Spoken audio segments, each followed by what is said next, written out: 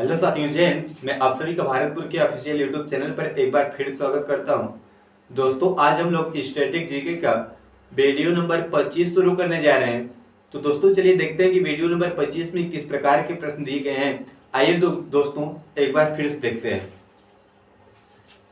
दोस्तों, पहला प्रश्न दिया गया है कि वर्ष 1905 में बंगाल के विभाजन के दौरान भारत के वायसराय कौन थे। दोस्तों, आप लोग बताइए कि वर्ष 1905 में जब बंगाल विभाजन हुआ तो बंगाल विभाजन के दौरान उस समय भारत के वायसराय कौन थे। हम लोग बात करेंगे बंगाल विभाजन के बारे में। तो बंगाल विभाजन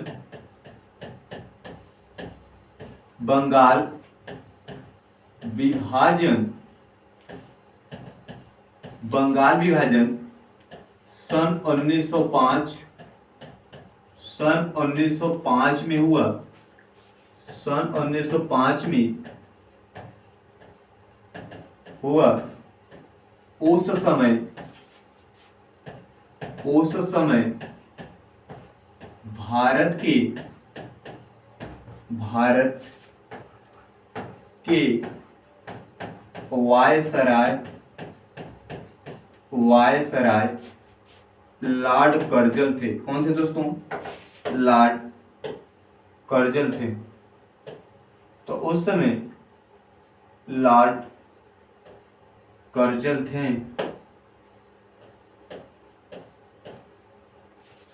वायसराय लॉर्ड कर्जल थे।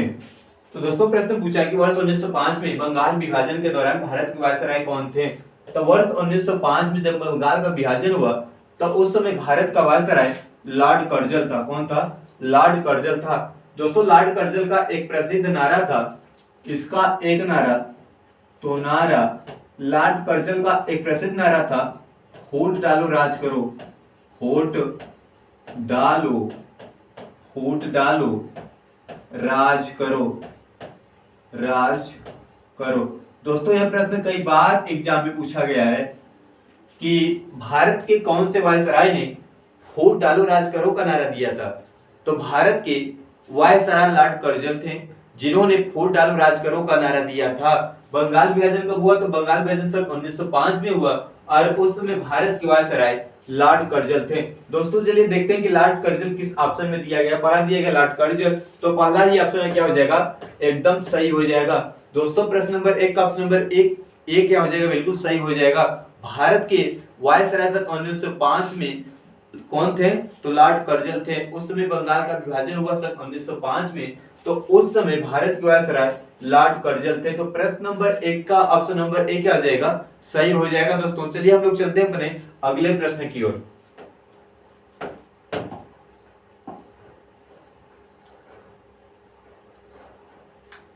दोस्तों, प्रश्न नंबर दूसरा दिया गया है कि वायुमंडल में ओजोन ह्रास मुख्यतः किया जाता है। जो इस समय ओजोन में ह्रास हो रहा है, मतलब कि कमी हो रही है, इसका मुख्य अवयव कौन है? पहला दिया गया सल्फर डाइऑक्साइड, दूसरा दिया गया नाइट्रोजन डाइऑक्साइड, तीसरा दिया गया हाइड्रोजन सल्फाइड और फिर उसके बाद डी दिया गया क्लोरोफ्लोरोकार्बन। क्या दिया है? क्लोरोफ्लोरोकार्बन। दोस्तों, हम लोग ओजोन के सूत्र की बात करेंगे।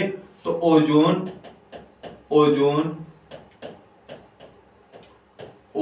का सूत्र, तो ओजोन का सूत्र होता है O3। क्या होता है? O3। दोस्तों, ओजोन का सूत्र क्या होता है? तो ओजोन का सूत्र होता है O3। ओजोन परत में जो छिद्र हो रहा है वो किसके कारण हो रहा है? यह प्रश्न पूछा है कि ओजोन में जो छिद्र हो रहा है, ओजोन परत में जो छिद्र हो रहा है वह किसके कारण हो रहा है, मतलब कि कौन सी प्रदूषित गैस ओजोन को छिद्र बना रही है। तो पहला ऑप्शन दिया गया सल्फर डाइऑक्साइड, दूसरा दिया गया नाइट्रोजन डाइऑक्साइड, तीसरा दिया गया हाइड्रोजन सल्फाइड और फिर डी दिया गया क्लोरोफ्लोरोकार्बन। तो क्लोरोफ्लोरोकार्बन की बात करेंगे तो हो जाएगा CFC। क्या हो जाएगा? CFC, chlorofluorocarbon. तो वायुमंडल में ओजोन का मुख्य अवयव ह्रास होने का कारण होता है क्लोरोफ्लोरोकार्बन। तो प्रश्न नंबर 2 का ऑप्शन नंबर डी क्या हो जाएगा, बिल्कुल सही हो जाएगा। ओजोन में जो इस समय कमी हो रही है वह क्लोरोफ्लोरोकार्बन गैस के कारण हो रही है। तो प्रश्न नंबर 2 का ऑप्शन नंबर डी क्या हो जाएगा, सही हो जाएगा। जबकि दोस्तों ओजोन का सूत्र होता है O3, क्या होता है, O3। चलिए दोस्तों हम लोग चलते हैं अपने अगले प्रश्न की ओर।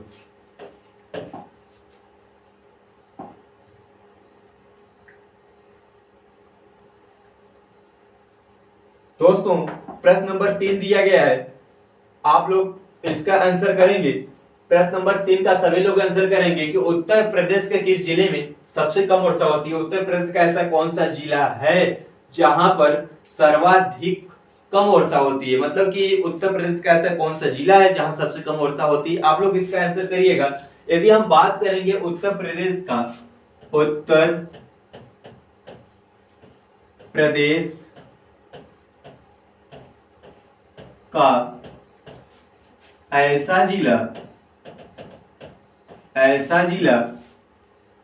दोस्तों, उत्तर प्रदेश का ऐसा जिला जहां पर सर्वाधिक वर्षा होती है, क्या होती है, सर्वाधिक वर्षा होती है, वर्षा होती है। तो सर्वाधिक वर्षा वाला जिला आपका हो जाएगा गोरखपुर, क्या हो जाएगा, गोरखपुर। दोस्तों उत्तर प्रदेश का एकमात्र ऐसा जिला जहां सर्वाधिक वर्षा होती है, तो उत्तर प्रदेश का एकमात्र ऐसा जिला जहां सर्वाधिक वर्षा होती है आपका हो जाएगा गोरखपुर, क्या हो जाएगा, गोरखपुर। प्रश्न पूछा कि उत्तर प्रदेश के किस जिले में सबसे कम वर्षा होती है, तो उत्तर प्रदेश का एकमात्र ऐसा जिला जहां पर सर्वाधिक कम वर्षा होती है आपका हो जाएगा मथुरा, क्या हो जाएगा, मथुरा। तो प्रश्न नंबर 3 का ऑप्शन नंबर डी क्या हो जाएगा, बिल्कुल सही हो जाएगा। जबकि सबसे अधिक वर्षा वाला जिला आपका हो जाएगा गोरखपुर और सबसे कम वर्षा वाला जिला आपका हो जाएगा मथुरा, क्या हो जाएगा, मथुरा। तो प्रश्न नंबर 3 का ऑप्शन नंबर डी क्या हो जाएगा, बिल्कुल सही हो जाएगा। दोस्तों यदि अधिक का बात करेगा तो आपका हो जाएगा गोरखपुर, यदि कम का बात करेगा तो आपका हो जाएगा मथुरा, क्या हो जाएगा, मथुरा। चलिए दोस्तों हम लोग चलते हैं अपने अगले प्रश्न की ओर।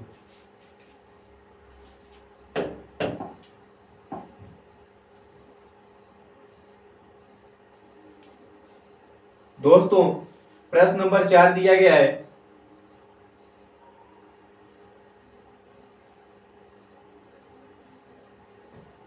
प्रश्न नंबर 4 दिया गया है कि जब एक जहाज एक नदी से समुद्र में प्रवेश करता है तो इसका क्या प्रभाव पड़ता है। जब कोई जहाज एक नदी से समुद्र में प्रवेश करेगा तो उस पर क्या प्रभाव पड़ेगा। पहला दिया गया वह नीचे की ओर जाता है, हिलाने लगता है, मतलब कि सॉरी दोस्तों यहां होना चाहिए हिलने लगता है, क्या, हिलने लगता है।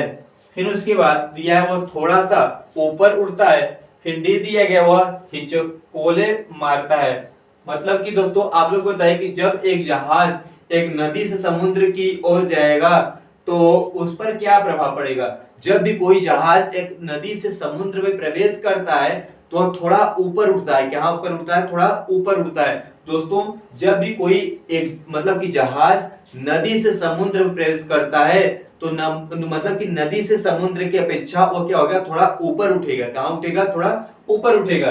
चलिए देखते हैं कि किस ऑप्शन में दिया गया है। तो पहला दिया गया वह नीचे की ओर जाता है, एकदम गलत हो जाएगा। फिर उसके बाद दिया गया वो हिलने लगता है, यह भी एकदम गलत हो जाएगा।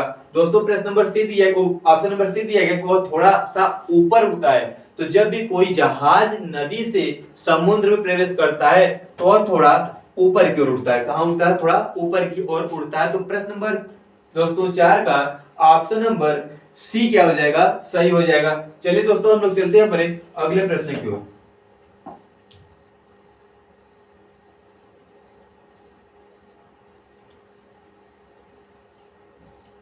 दोस्तों प्रश्न नंबर 5 दिया गया है कि कर्क रेखा भारत के किस राज्य से नहीं गुजरती। दोस्तों आप लोग इसका आंसर करेंगे कि कर्क रेखा भारत का ऐसा कौन सा राज्य है जहां से नहीं गुजरता। इस ऑप्शन में ऐसा कौन सा राज्य दिया गया है कि जहां से कर्क रेखा नहीं गुजरता है। पहला दिया गया मणिपुर, दूसरा दिया गया मिजोरम, फिर उसके बाद सी दिया गया है त्रिपुरा, डी दिया गया पश्चिम बंगाल। दोस्तों हम लोग कर्क रेखा के बारे में बात करेंगे। तो कर्क रेखा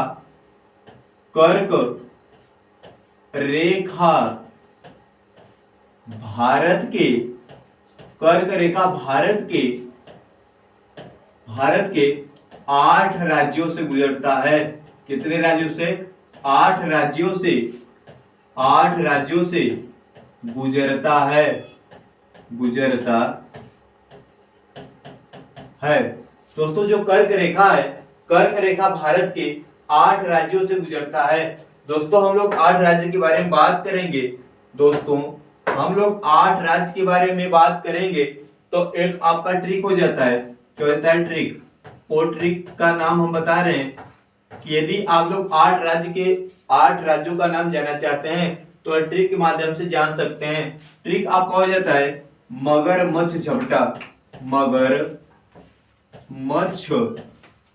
मगरमच्छ झपटा। क्या हो जाएगा? मगरमच्छ झपटा।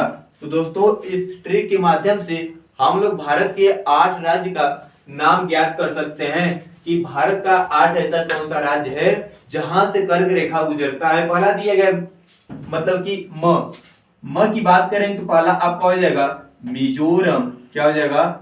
मिजोरम। दोस्तों म से आप मिजोरम ज्ञात करेंगे। क्या करेंगे? मिजोरम।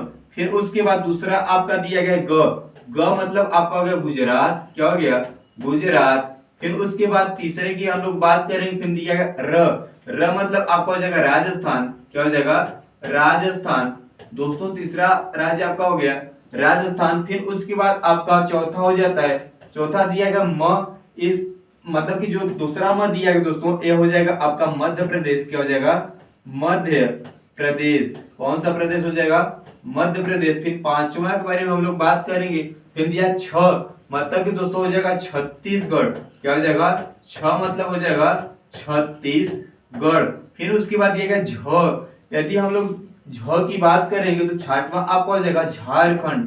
क्या हो जाएगा? झारखंड। दोस्तों ये छठा हो गया आपका झारखंड। फिर दिया प के बारे में बात करेंगे तो आपका हो जाएगा पश्चिम बंगाल। कौन बंगाल हो जाएगा? पश्चिम बंगाल। फिर दोस्तों आपके बाद दिया है टा। क्या दिया है? टा। आठवें के बारे में बात करेंगे तो टा से आप बनाएंगे त्रिपुरा। क्या बनाएंगे? त्रिपुरा। दोस्तों ये आपका 8 राज्य हुआ जहां से कर्क रेखा गुजरता है। दोस्तों मगरमच्छ झपटा आपका हो जाता है ट्रिक। फिर उसके बाद हम लोग इस ट्रिक के माध्यम से 8 राज्य ज्ञात कर सकते हैं। पहला मिजोरम, गुजरात, राजस्थान, मध्य प्रदेश, छत्तीसगढ़, झारखंड, पश्चिम बंगाल और त्रिपुरा। दोस्तों क्या हो गया? त्रिपुरा। तो चलिए देखते हैं कि ऐसा कौन सा मतलब कि राज्य दिया गया है कि इसमें नहीं दिया गया। मतलब कि आप लोग बताएंगे कि कर्क रेखा कौन से राज्य से नहीं गुजरता है। मतलब कि इनमें में से कर्क रेखा भारत का ऐसा कौन सा राज्य है जहां से नहीं गुजरता है। पहला दिया गया मणिपुर, फिर उसके बाद दिया गया मिजोरम, फिर उसके बाद दिया गया त्रिपुरा, फिर उसके बाद दिया गया पश्चिम बंगाल। तो दोस्तों मिजोरम भी आपका दिया गया है, त्रिपुरा भी आपका दिया गया है, पश्चिम बंगाल भी आपका दिया गया है। दोस्तों क्या दिया गया? पश्चिम बंगाल भी दिया गया है, मणिपुर इसमें नहीं दिया गया। तो मणिपुर आपका क्या हो जाएगा? बिल्कुल सही हो जाएगा। दोस्तों प्रश्न पूछा कि कर्क रेखा भारत के किस राज्य से नहीं गुजरता। तो कर्क रेखा भारत के मणिपुर राज्य से होकर नहीं गुजरता है। दोस्तों एक बात हम और बता रहे हैं आपको कि दोस्तों यह प्रश्न कई बार बना है कि कर्क रेखा मतलब कि क्या कर्क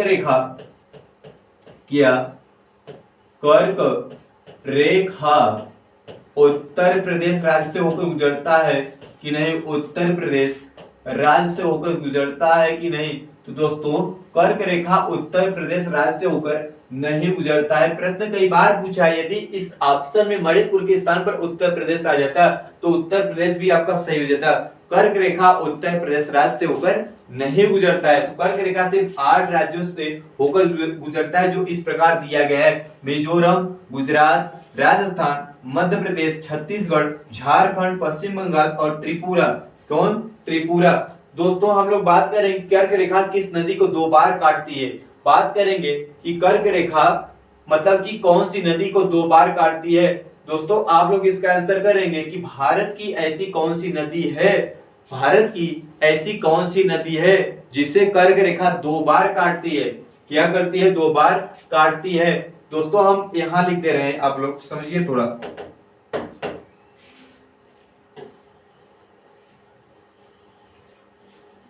दोस्तों आप लोग बताएंगे कि कर्क रेखा किस नदी को 2 बार काटती है। आप लोग इसका आंसर करेंगे, कर्क रेखा किस नदी को 2 बार काटती है। तो कर्क रेखा माही नदी को, किस नदी को, माही नदी को 2 बार काटती है, 2 बार काटती है। दोस्तों यह प्रश्न कई बार आपके परीक्षाओं में पूछा जा चुका है कि कर्क रेखा किस नदी को 2 बार काटती है। तो कर्क रेखा माही नदी को 2 बार काटती है। अब माही नदी किस राज्य में स्थित है, तो माही नदी मध्य प्रदेश राज्य में स्थित है। किस राज्य में, मध्य प्रदेश राज्य में स्थित है। दोस्तों यह प्रश्न कई बार बन चुका है कि कर्क रेखा किस नदी को 2 बार काटती है। तो कर्क रेखा एकमात्र नदी माही नदी को 2 बार काटती है, जबकि कर्क रेखा भारत के 8 राज्यों से होकर गुजरती है। चलिए दोस्तों हम लोग चलते हैं अपने अगले प्रश्न की ओर।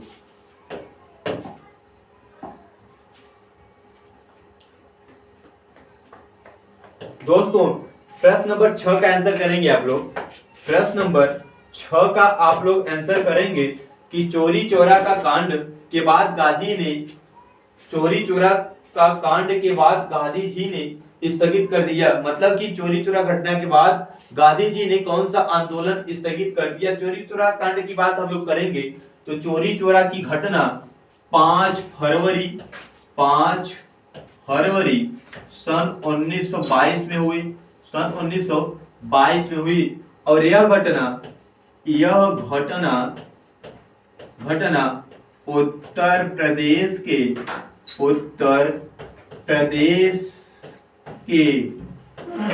गोरखपुर, उत्तर प्रदेश के गोरखपुर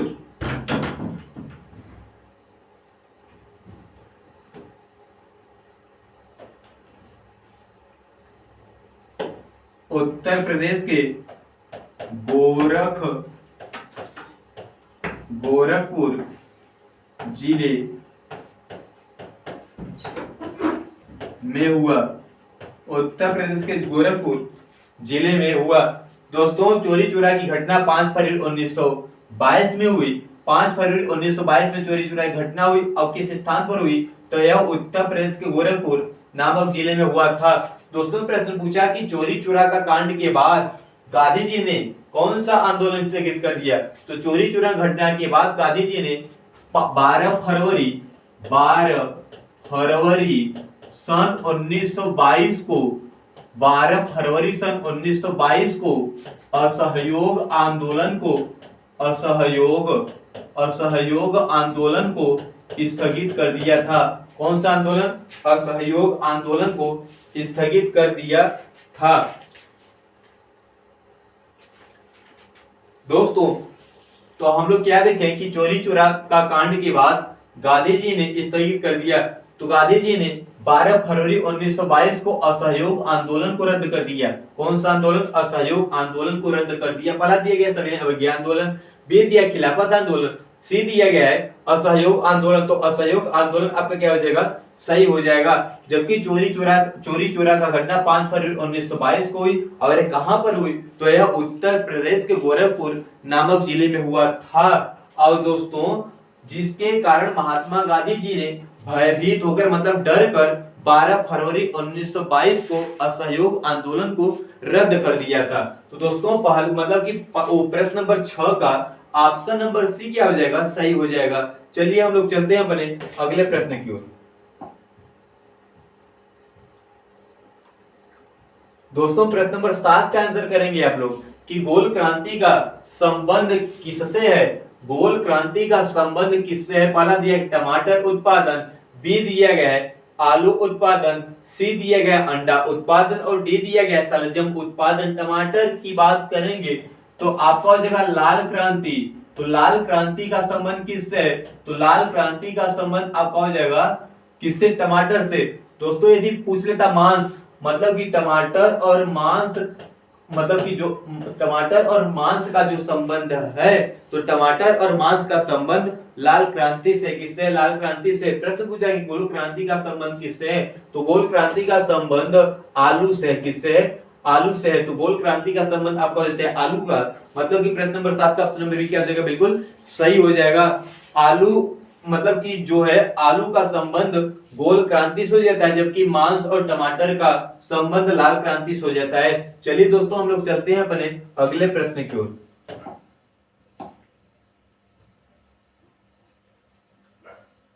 दोस्तों प्रश्न नंबर 8 दिया है, आप लोग प्रश्न नंबर 8 का आंसर करेंगे।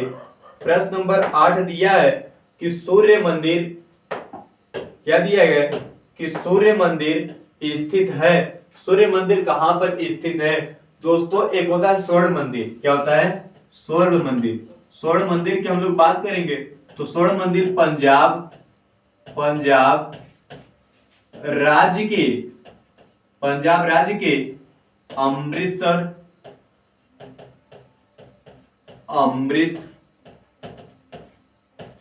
स्थान पर स्थित है, स्थान पर स्थित है। दोस्तों यह आपको देता है स्वर्ण मंदिर। तो स्वर्ण मंदिर कहां पर स्थित है? तो स्वर्ण मंदिर पंजाब राज्य के अमृतसर स्थान पर स्थित। प्रश्न पूछा कि सूर्य मंदिर कहां पर स्थित है? सोमनाथ में, पहला मतलब कि पहला दिया पुरी में, बी दिया सोमनाथ में। सोमनाथ मंदिर कहां पर स्थित है? तो सोमनाथ मंदिर आपको तो गुजरात राज्य में, कहां पर? गुजरात राज्य में सोमनाथ मंदिर स्थित है। उसके बाद दिया कोणार्क, क्या दिया? कोणार्क। और फिर उसके बाद दिया अमरनाथ। दोस्तों प्रश्न पूछा कि सूर्य मंदिर कहां पर स्थित है? तो सूर्य मंदिर आपको कोणार्क में स्थित, कहां पर स्थित है? कोणार्क में स्थित है। प्रश्न नंबर 8 का ऑप्शन नंबर डी क्या हो जाएगा? बिल्कुल सही हो जाएगा। दोस्तों यदि स्वर्ण मंदिर की बात करेगा तो स्वर्ण मंदिर अमृतसर नामक स्थान पर, जबकि सूर्य मंदिर कोणार्क में स्थित है। सोमनाथ मंदिर गुजरात राज्य में स्थित है। दोस्तों इतना बात आप सभी को ध्यान पूर्वक याद करना होगा। चलिए दोस्तों हम लोग चलते हैं अपने अगले प्रश्न की ओर। दोस्तों प्रश्न नंबर 9 दिया गया कि कौन सा ग्रह सूर्य की एक परिक्रमा 88 दिनों में पूरी करते हैं। मतलब कि ऐसा कौन सा ग्रह है, मतलब कि ऐसा कौन सा ग्रह है जो सूर्य का एक परिक्रमा 88 दिनों में पूरा करता है। आप लोग इसका आंसर करेंगे कि सूर्य का एक परिक्रमा कौन सा ग्रह 88 दिनों में पूरा करता है। आप लोग इसका आंसर करेंगे। हम लोग बात करेंगे, पहला दिया गया बुध सभी ग्रहों में सबसे छोटा ग्रह, सभी ग्रहों में सबसे छोटा ग्रह आपको हो जाता है बुध। तो सभी ग्रहों में सबसे छोटा ग्रह, तो सभी ग्रहों में सबसे छोटा ग्रह कौन देता है? बुध। क्या हो जाता है? बुध। दोस्तों यदि बात करेगा सूर्य से सबसे नजदीक का ग्रह, सूर्य से सबसे नजदीक का ग्रह आपको देता है बुध। क्या हो जाता है? बुध। तो हो दोस्तों सूर्य से सबसे नजदीक का ग्रह आपको देता है बुध। दोस्तों बी दिया गया शनि। शनि की बात करेंगे तो सभी ग्रहों में दूसरा सबसे बड़ा ग्रह, दूसरा सबसे बड़ा ग्रह, दूसरा सबसे बड़ा ग्रह कौन हो जाता है? शनि। दूसरा सबसे बड़ा ग्रह आपका हो जाता है शनि। फिर उसके बाद बृहस्पति की बात करेंगे तो सभी ग्रहों में सबसे बड़ा ग्रह। मंगल की बात करेंगे, लाल ग्रह के नाम से जाना जाता है। दोस्तों प्रश्न कई बार पूछा गया है कि किस ग्रह को लाल ग्रह भी कहा जाता है। तो मंगल ग्रह को लाल ग्रह के नाम से जाना जाता है। इसका लाल होने का कारण आयरन ऑक्साइड है। दोस्तों यह प्रश्न कई बार पूछा गया है कि मंगल ग्रह को लाल ग्रह क्यों कहते हैं। तो मंगल ग्रह को लाल ग्रह इसके कारण कहते हैं क्योंकि इसमें आयरन ऑक्साइड की मात्रा पाई जाती है। तो आयरन ऑक्साइड के कारण मंगल ग्रह को लाल ग्रह कहते हैं। दोस्तों प्रश्न पूछा कि कौन सा ग्रह सूर्य की एक परिक्रमा 88 दिनों में पूरा करता है। तो जो सूर्य है, सूर्य की एक परिक्रमा मतलब सूर्य की परिक्रमा बुध ग्रह 88 दिनों में पूरा करता है। कितने दिनों में? 88 दिनों में पूरा करता है। और यह सूर्य से सबसे नजदीक का ग्रह। प्रश्न कई बार अभी पूछा गया है कि कौन सा ग्रह सूर्य के सबसे पास स्थित है। तो बुध ग्रह सूर्य के सबसे पास स्थित है। दोस्तों शनि के बारे में हम लोग बात किए तो सभी ग्रहों में दूसरा सबसे बड़ा ग्रह। बृहस्पति के बारे में बात करें तो सभी ग्रहों में पहला सबसे बड़ा ग्रह। मंगल के बारे में बात करें तो मतलब कि यह लाल ग्रह के नाम से जाना जाता है। दोस्तों प्रश्न पूछा था कि कौन सा ग्रह सूर्य की एक परिक्रमा 88 दिनों में पूरा करता है। ऐसा कौन सा ग्रह है जो सूर्य की एक परिक्रमा 88 दिनों में पूरा करता है? कितने दिनों में? 88 दिनों में पूरा करता है। तो आपका हो जाएगा बुध। क्या हो जाएगा? बुध। तो प्रश्न नंबर 9 का ऑप्शन नंबर ए क्या हो जाएगा? सही हो जाएगा। चलिए हम लोग चलते हैं अपने अगले प्रश्न की ओर। दोस्तों प्रश्न नंबर 10 दिया गया है कि उत्तराखंड के गठन के साथ उत्तर प्रदेश कितने जिले पृथक हुए? मतलब कि जब दोस्तों उत्तराखंड उत्तर प्रदेश से अलग हुआ तो उत्तराखंड के साथ कितने जिले अलग हुए? उत्तर प्रदेश का कितना जिला था जो मतलब कि उत्तर प्रदेश का कितना जिला था जो उत्तराखंड के साथ चले गए? प्रश्न यह पूछा कि उत्तराखंड के गठन के साथ उत्तर प्रदेश के कितने जिले पृथक हुए? कितने जिले पृथक हुए दोस्तों होना चाहिए, कितने जिले पृथक हुए? तो हम लोग उत्तराखंड के गठन के बारे में बात करेंगे। तो उत्तराखंड का गठन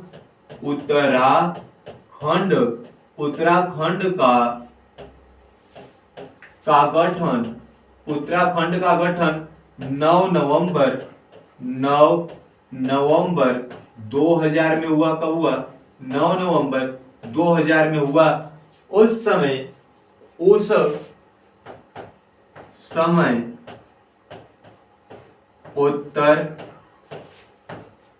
प्रदेश के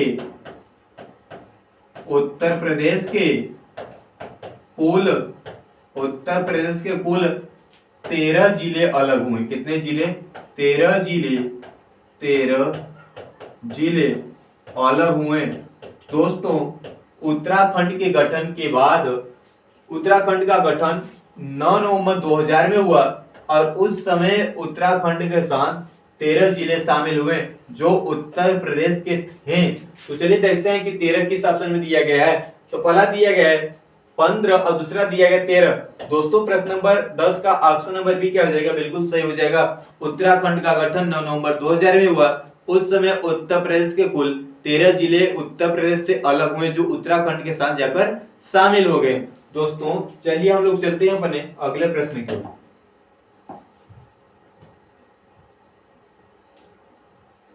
दोस्तों प्रश्न नंबर 11 दिया गया है कि आप लोग प्रश्न नंबर 11 का आंसर करेंगे।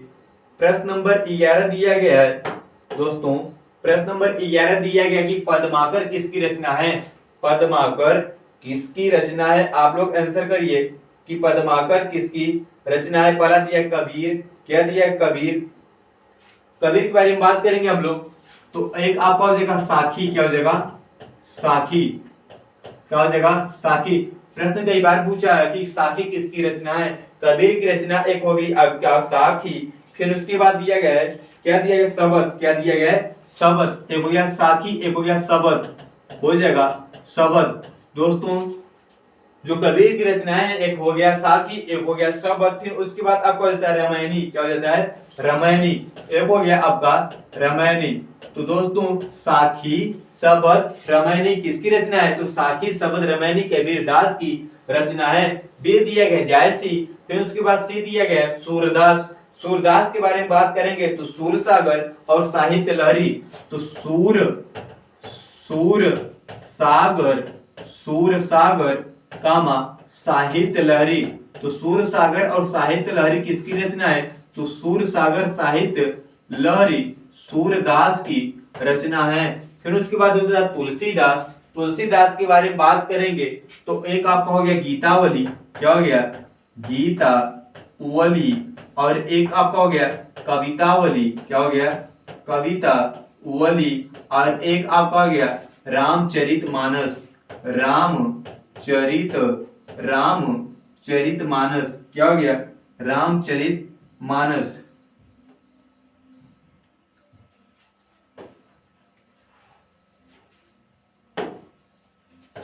रामचरितमानस। दोस्तों तो गीतावली, कवितावली, रामचरितमानस किसकी रचनाएं हैं? तो गीतावली, कवितावली, रामचरितमानस तुलसीदास की रचना है। जबकि सूरसागर साहित्य लहरी सूरदास की रचना है।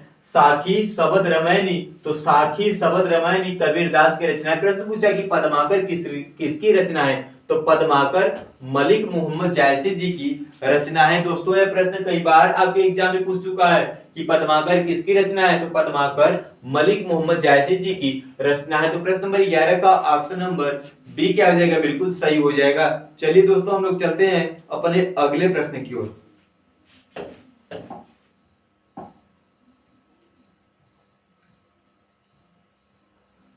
दोस्तों प्रश्न नंबर 12 दिया गया है कि हिंद स्वराज नामक पुस्तक के लेखक कौन है। हिंद स्वराज नामक पुस्तक के लेखक कौन है। पहला ऑप्शन दिया गया मोहनदास करमचंद गांधी, बी दिया गोपाल कृष्ण गोखले, सी दिया गया बाल गंगाधर तिलक और डी दिया गया मौलाना अब्दुल कलाम आजाद। जो हिंद स्वराज नामक पुस्तक है यह किसकी रचना है। दोस्तों यह प्रश्न आपके एग्जाम में कई बार पूछा गया है कि हिंद स्वराज नामक पुस्तक के लेखक कौन है।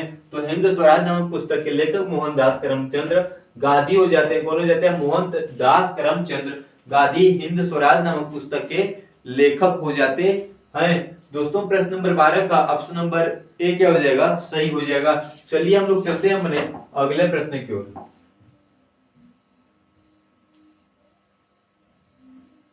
दोस्तों प्रश्न नंबर 13 दिया गया कि उत्तर प्रदेश में हीरा किस जिले में निकाला जाता है। उत्तर प्रदेश का ऐसा कौन सा जिला है जहां से हीरे निकाले जाते हैं। पहला दिया गया जालौन, बी दिया गया हमीरपुर, सी दिया गया बांदा, डी दिया गया ललितपुर। तो उत्तर प्रदेश का एकमात्र ऐसा जिला जहां से हीरे निकाले जाते हैं आपका हो जाएगा बांदा। क्या हो जाएगा, बांदा जिला। तो दोस्तों प्रश्न नंबर 13 का ऑप्शन नंबर सी क्या हो जाएगा, सही हो जाएगा। दोस्तों उत्तर प्रदेश का एकमात्र ऐसा जिला जहां से हीरे निकाले जाते हैं तो आपका हो जाएगा बांदा जिला। क्या हो जाएगा, बांदा जिला। तो प्रश्न नंबर 13 का ऑप्शन नंबर बी क्या सी क्या हो जाएगा, बिल्कुल सही हो जाएगा। दोस्तों चलिए हम लोग चलते हैं अपने अगले प्रश्न की ओर।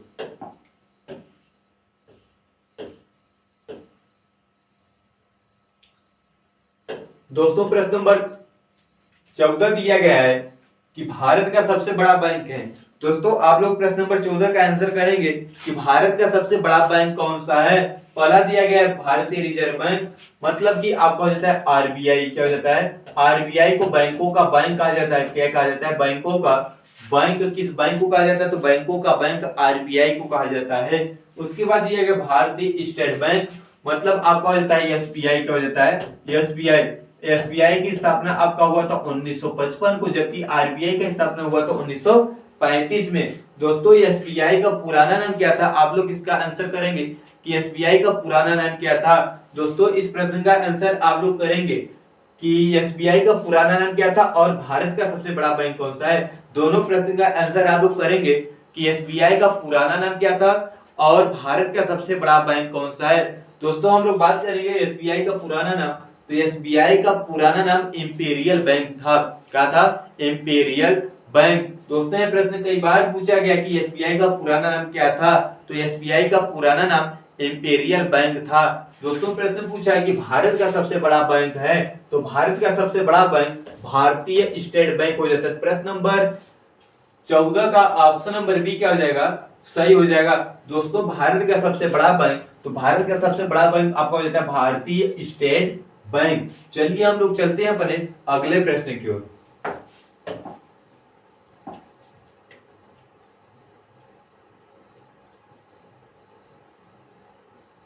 दोस्तों प्रश्न नंबर 15 दिया गया है कि हरित क्रांति आंदोलन कब से कब तक चला। हरित क्रांति जो आंदोलन था वह कब से कब तक चला। दोस्तों आप लोग इसका आंसर देंगे कमेंट बॉक्स में। यह प्रश्न आपको दिया जाता है होमवर्क के रूप में। सभी लोग इसका आंसर कमेंट बॉक्स में करेंगे कि हरित क्रांति आंदोलन कब से कब तक चला। दोस्तों एक प्रश्न हम और देते हैं कि आप लोग बताएंगे कि भारत में हरित